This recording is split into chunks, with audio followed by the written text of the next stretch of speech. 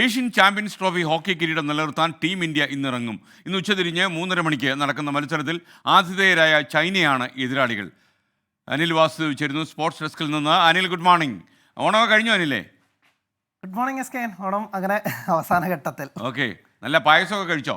തീർച്ചയായിട്ടും. ഇത്തിരി തടിച്ച പോലെ തോന്നുന്നു. എന്തോ ഇത്തിരി തടിച്ചതുപോലെ തോന്നുന്നു. ഉണ്ട്. നന്നായി, തടിച്ചാലും നന്നായി, തടിച്ചില്ലെങ്കിലും നന്നായി. ഓക്കെ, പറയൂ.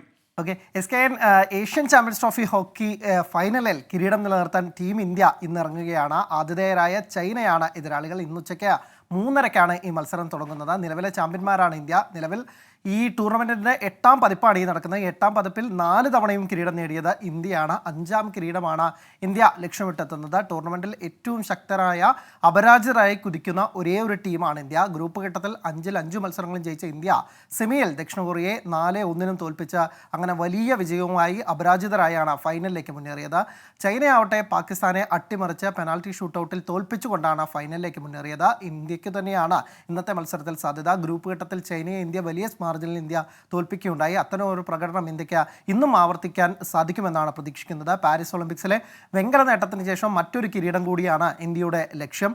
ടൂർണമെൻറ്റിൽ ഇന്ത്യ ആകെ 25 ഗോൾ അടിച്ചപ്പോൾ വെറും 5 ഗോൾ മാത്രമാണ് വഴങ്ങിയത്. അപ്പോൾ ഇന്ന് ചൈനയും വലിയ വെല്ലുവിളിയാവില്ല. ഇന്ത്യക്ക് തന്നെ കിരീടം കിട്ടുമെന്നാണ് നമ്മൾ പ്രതീക്ഷിക്കുന്നത്. S K. Okay, thank you. Anil വാസുദേവാണ് വിവരങ്ങൾ നൽകിയത്. പ്രിയപ്പെട്ട പ്രേക്ഷകർക്ക് ഈ ഓണക്കാലത്ത് ഒരിക്കൽ കൂടി ഓണാശംസകൾ നേരുന്നു. ചതയ ദിനമാണ്, 4ാം ഓണമാണ്, നിങ്ങൾക്കറിയാം.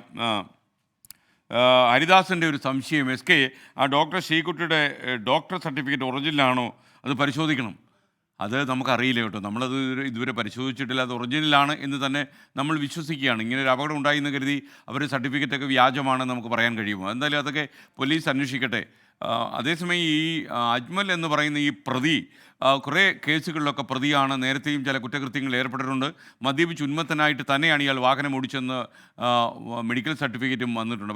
വൈദ്യപരിശോധന നടത്തിയപ്പോൾ ഇദ്ദേഹത്തിൻ്റെ രക്തത്തിൽ ലഹരിയുടെ സ്വാധീനം ഉണ്ടായിരുന്നു എന്ന് വ്യക്തമായിട്ടുണ്ട്. മറ്റു ചില സംഭവങ്ങൾ കൂടിയുണ്ട്. ഇയാൾക്ക് ചില വില്ലനിക് ഓപ്പറേഷൻസ് ഉള്ള ഒരാളാണ് എന്ന് നമ്മൾ സംശയിക്കണം.